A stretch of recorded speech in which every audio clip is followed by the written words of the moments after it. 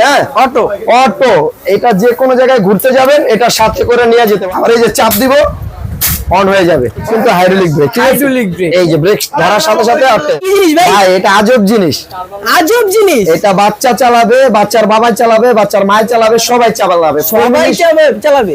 Family সবাই চালাতে পারবে। 180 কেজি এটা ওয়েট নেয়। 180। এই যে দেখেন, এটা খুইলা দেখেন, এটা হলো জাদুর স্কুটার। এটা জাদুর স্কুটার। হ্যাঁ, এটা ফোল্ডিং করা যায়।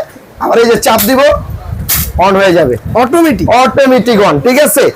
আর এইটা এই যে একেবারে যদি ছোট কেউ থাকে ভাই, ধরেন 1 বছর, 1 বছর। এই যে একটু চালাই দেখে ছোট এখন, ঠিক আছে। 1 বছরের বাচ্চা। হ্যাঁ, একেবারে ছোট সাইজ, ঠিক আছে।